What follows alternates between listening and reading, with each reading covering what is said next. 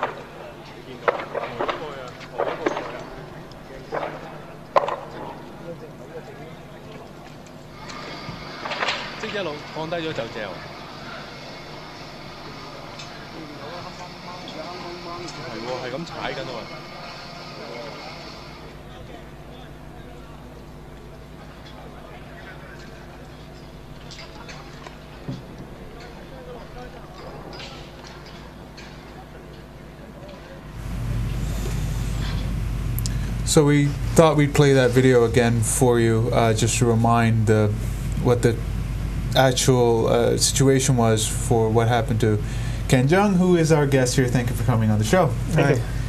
So before we get into any of that, your thoughts on the Occupy movement? Before or after I changed my mind, like there's lots of things happen on me or on the movement nowadays.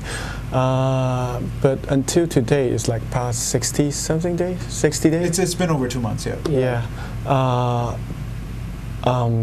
I do have hope in Hong Kong people. It's like I don't have hope in the real situation or what's going to happen, but I have hope of all the demonstrators. We can, we still keep fighting for what we want, what we're asking for, and we are so strong and stand together, all stand together, hand in hands and shoulder on shoulder. So you feel that this movement will have a positive effect overall in the social development of the city? I don't know, and I'm not quite sure, but I think different person have different mind nowadays. Like some people maybe will stand much more further, like in front, or we have different thoughts of the policeman, of the government, or of the step of the campaigns. But for me, my role is mainly focused on what happened on me before, and I have to fight back through the civil procedures towards the injustice and towards the policemen. Yeah. And you're still a member of the Civic Party, correct? Yes. Okay, so you are a Civic Party member, and what's your day job? I'm used to be a social worker. I'm an outreaching social worker. Work for the teenagers. But last year I quit my job and I started a long vacation. I traveled to South America for 1 year. Yeah. But when I traveled almost 11 months in Bolivia, I saw the tear gas happen in Hong Kong. So I just changed my mind, changed my ticket, come back to Hong Kong right away. And then within a week, it's happened on me in the Long Wall Road. I got caught, I got beaten up really bad by the policeman. Yeah, we can see from the video, yeah. Yes, and then, but I didn't have a job now, but my career. The reason I brought that up is worker. because I knew you were a social worker, Yes. but I thought the audience should know, because certain people in the pro-establishment have labeled you as a thug. Yes. Okay. Yeah. So I didn't know that a social worker these days is a thug. I blame the beer. Yeah. and also they said I'm a lifeguard who work in the Wan Chai swimming pool, and I harass the girls in the swimming pool. And yes, but in Hong Kong, if you're a social worker, you need to be registered. And other than a social worker, I'm also a representative of all the Hong Kong social worker in Hong Kong, and I'm one of the bad guys in that election committee within that 1,200 people. That means I'm one of the people. You are one of the people that nominates the nominating committee. Yes, I can vote for the chief executive. Yeah, so I must be a social worker to take part. Take part. And of course, we're trying to. But of course, lots of rumors. There don't need to be a reason or there's no fact to support. They just try to like put some mud or dirty things on you. And if we did the same thing, we'd be got a lawsuit or something, defamed. But for some reason, because you have immunity in the legislature, you can make false accusations. Yeah. And the person who said that, by the way, was Ken Tsang of the DAB. Yeah. I was watching that video, and I was like, okay, now this person has no idea what she's talking about, but she normally doesn't anyways. So how's your injuries now? Are they recovered? I feel much better nowadays, but not like totally recover, because some things it take time. I hurt my all the wounds or all the bruise is gone, but I hurt my spine as well, so I need to go back to see the chiropractor from time to time, like 1 or twice a week. Yeah, but I recover quite well. Okay. But when we look at the picture, we see some red circles. Yes. And why? How did it cause? Actually, I'm not sure what is that, and like it's not our responsibility to prove what is that caused by. But I don't know. But lots of people guessing different things. But from my point of view, I don't know. And I bottom line, guess some sort of blunt force there that may have caused it. Maybe. But, you know, that's up to the medical examiner to know what it is and what caused it. Your physical injuries are healing. What about the psychological impact that this must have caused? Luckily, I'm quite tough, and That's good. Yes, and it didn't have really like big trauma for me. But of course, nowadays, even when I saw the policeman on the street, so I don't feel good. I mean, do you think that they recognize you? Of course, my face is quite easy to recognize as a Hong Kong people, right? Right. And the first thing is I don't feel comfortable when I see them, and the second thing is they don't make me feel comfortable. How? In what way? By how they look at me, how they're staring at me, and how like they always staring at me and do some things like unfortunately mumbling. Since these protests, that's become the norm now.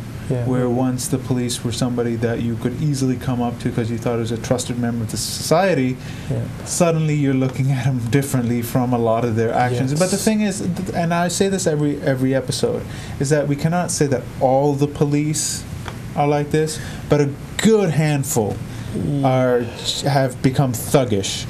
That's what I think as well. But from my point of view, is like what happened on me is not only happened on me. It's much more than that. It's like the civil, all the Hong Kong citizens towards the injustice to the policeman. And because the policeman is represent authorities and the power, and they can like abuse the power easily, and there's no protection to normal citizens. I mean, like some people said, you, Ken Tsang, is not a really normal citizen. At least you're a part of the election committees. But still, it happened on you, and you are just lucky because the media cover everything. How about the people who not covered by the media? Like what happened on me at that night of 15th of October, totally they arrested 45 people. And they have more than 60 normal peaceful demonstrator who got beaten up quite hard. Like they have a kid sitting next to me when we are on bail. He's just 17 years old. He's totally a high school kid. Student, like student face, baby face. And the girls next to us is a 21 years old, in fashionable girls, really wearing a really short pants. And she got beaten up, and then by a male policeman.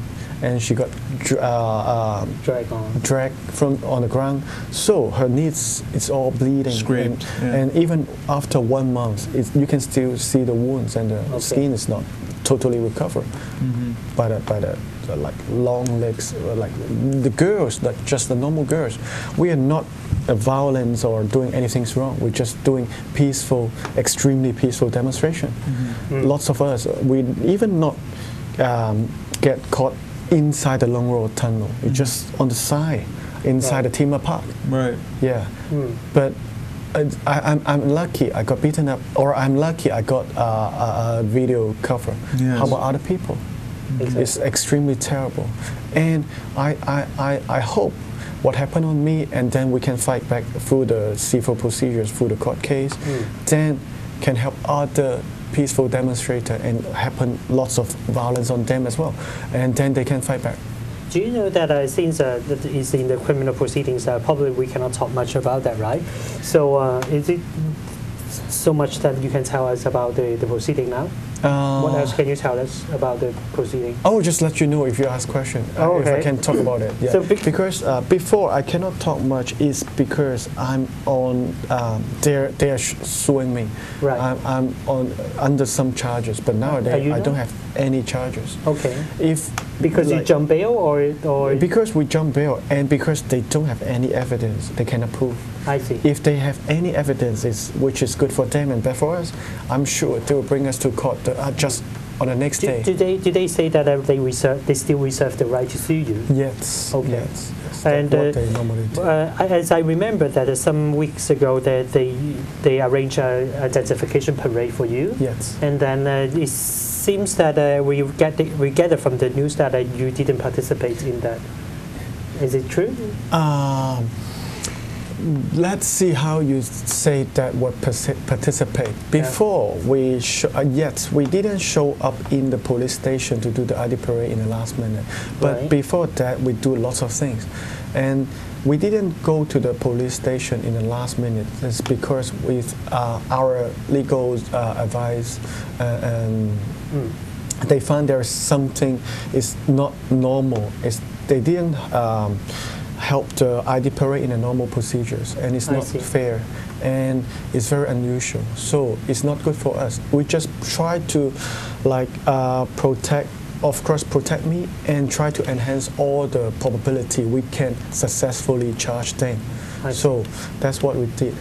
So can you tell us about the irregularities that the lawyers spot? Is it possible to tell now?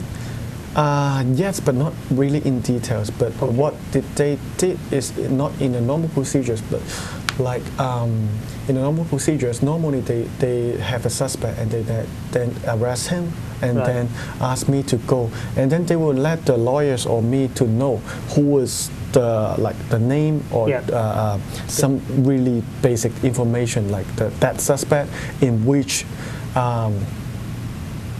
case because in my case we reported totally 3 incidents about the assault by police in 3 different timing at night and 3 different places. So the video we just saw is actually 1 incident? Yes, it's just that 4 minutes in the dark corner. Oh, I see. But what they want us to do is they just tell us there are totally 7 suspects in 7 rounds. So you just go and do the ID parade. From our lawyer, we don't think to point out that to do that 7 suspect ID parade is good for, and it's work for that case later on. And actually, from our point of view, it's like they don't need a ID parade in my case, because normally if you need an ID parade, it means you don't know which and who is the suspect. Right. But in my case, they know who they are. That's why they can suspend their duties. So they can tell which 7 people is the suspect. Especially from that video. I mean, the video has their faces. Yes. No, actually, the video you just show is not the complete video. No, we just had to still show have for some video in front. Yes. Yes. Okay. And how I get caught. So you can tell by their face. Definitely. Yeah. So I'm surprised that they're like, well, come in and ID. Yeah. And so they don't let us to separate the ID parade, and they don't tell us in which specific time or case or assaulting. Okay. So it's a bit weird, and True. There's some procedures, but I cannot from me it's not not good to say it, but it's just totally completely different from normal ID parade. I see. So, but that's why we don't go to the ID parade, and that's why they come out and say, "Oh, we arrest that 7 policemen." After I don't go there. Yeah, they still can arrest them after you refuse to go to the identification parade. It's quite weird that they still ask him to go to do the identification parade. I don't know. Is it an excuse? If I really go to the ID parade, they will just if I fail, I can only point out 3. Then they just arrest 3.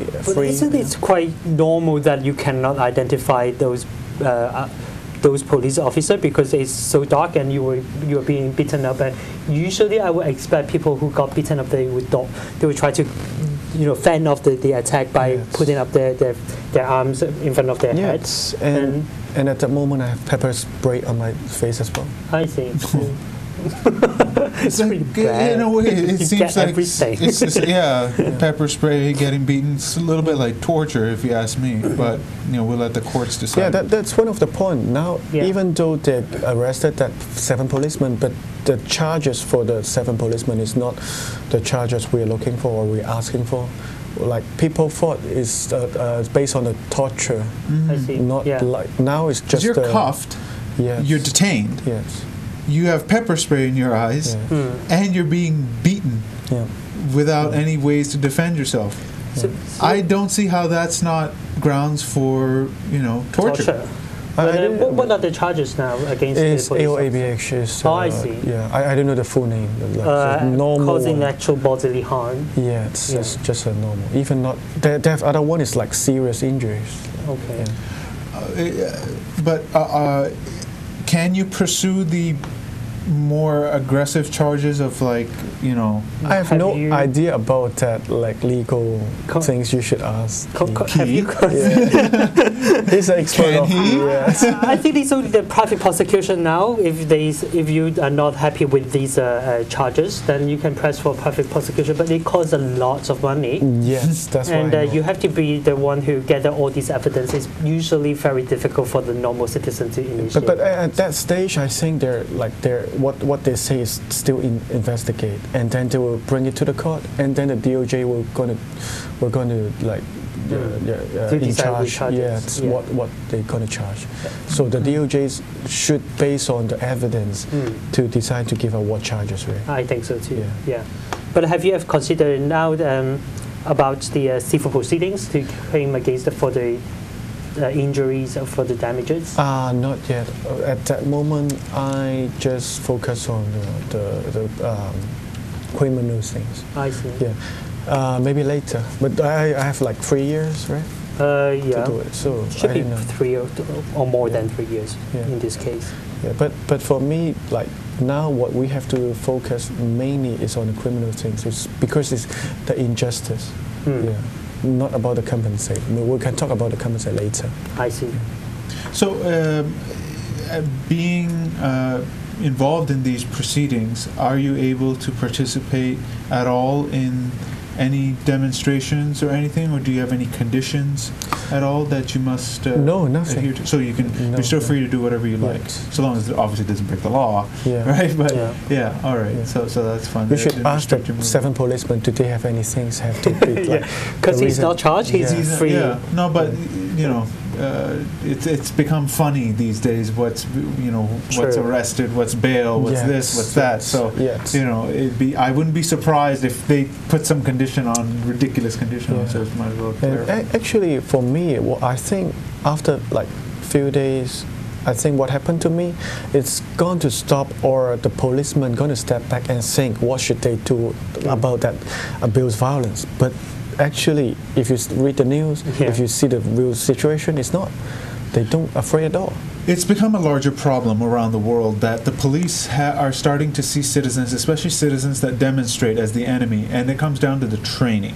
Yeah. It really comes down to what are they being told behind closed doors, and I think it's time for some of the police to leak that information, because if they're being told, well, these citizens are dangerous, they're extremists, they're armed, they're this, they're that, we need to know, because that's false information that you're putting in their heads.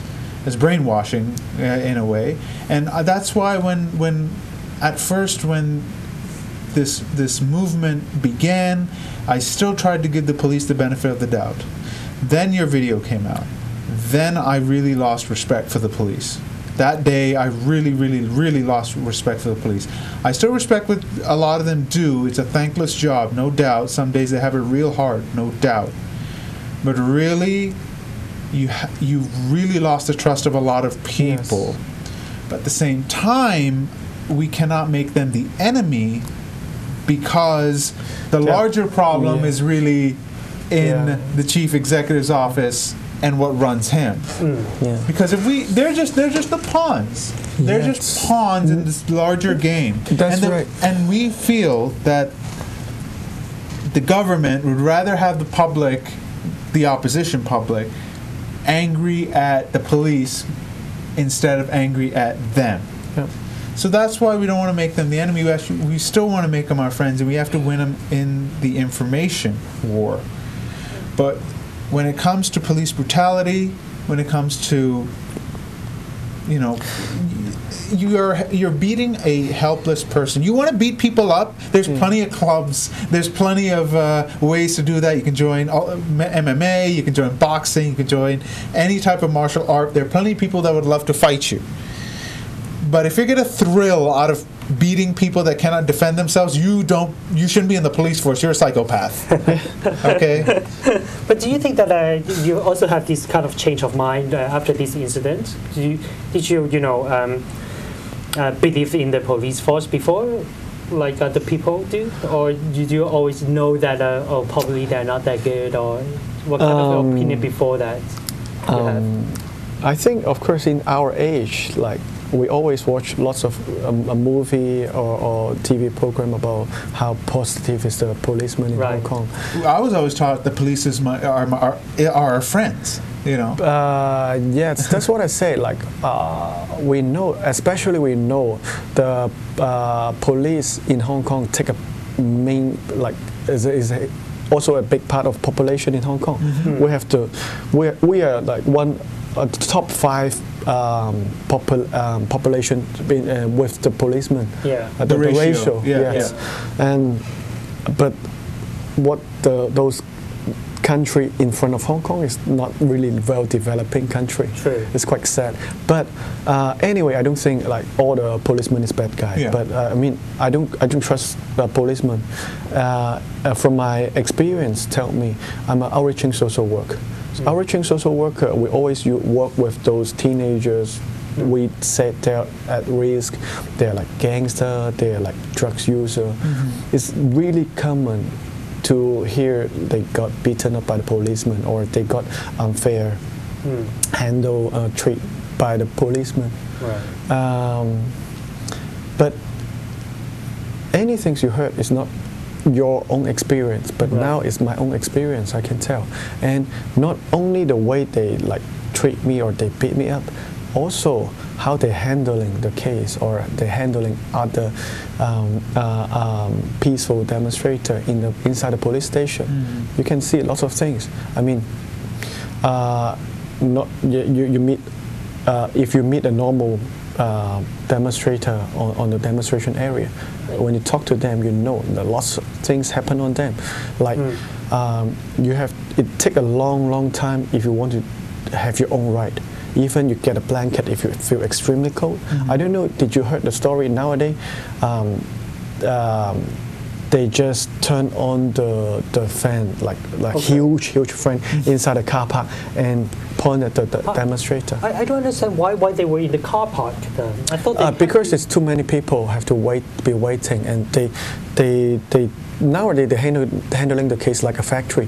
Different inspector, different officer doing different works. So you just get one stamp from one policeman, then you go back and wait and do like so.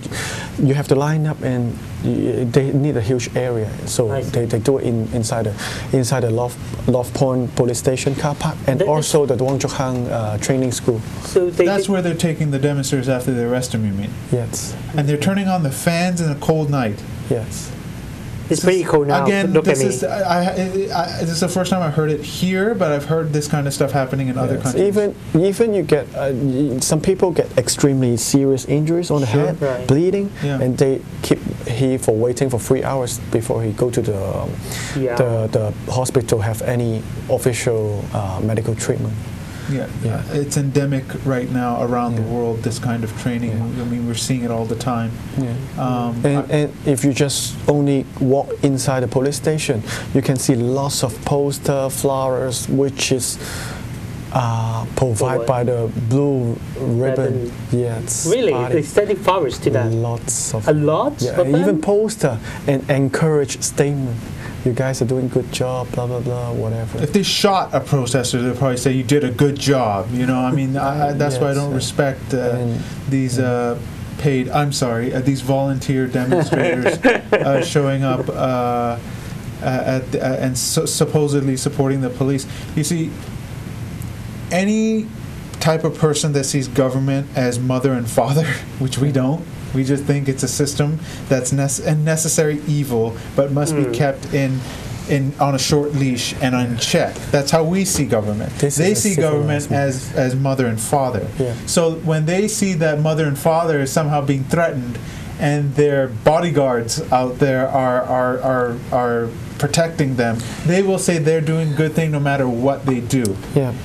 And that's a problem. And that's why we have this show. We're trying to explain, no, that's not how it is. You want to keep the police on a short leash. You want to keep the government on a short leash because they have too much power, which can be abused very easily, and it's shown. Yeah. That's what you say. Maybe one of the reasons is lots of people they got brainwashed by the government, but at least they're working for the policeman or working in the government. But lots of normal citizens, they have that kind of mindset as well. Maybe they are the relatives of the policeman, or maybe they just it's quite terrible. You don't know why. Some of the people, they have that mindset, but they are our last generation, the last generation. They run away from mainland China. Yeah, they run exactly. away. Yeah, they escape from the Communist Party. Yeah. Right. Suddenly it's great just because they have some motherland, money. or they call it motherland, and they feel it's quite patriotic. ridiculous. Anyways, we got to end the interview here. Thank you so much for coming in and You're sharing welcome. your story and your insights in this. All right, final part. Yeah. Our Shame on You award. Yeah. Now, I nominate Rita Fan for her ridiculous setup of what we're to expect in 2017. What she said? She said that we're going to either nominate the wolf, the evil cat from James Bond movies, Regina Ip, or what I call Chinese Gumby, and that's Anthony Leung. Okay. All right.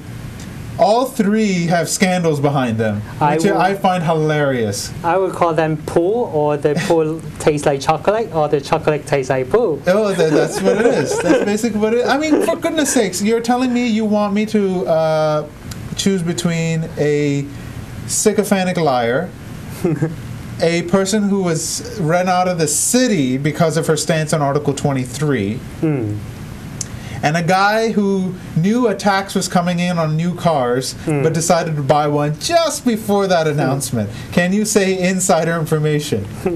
So you have three compromised people right there. This is your best shot? That's why I think she deserves the award this week. Well, I do agree on that. Yeah, she's the one this week.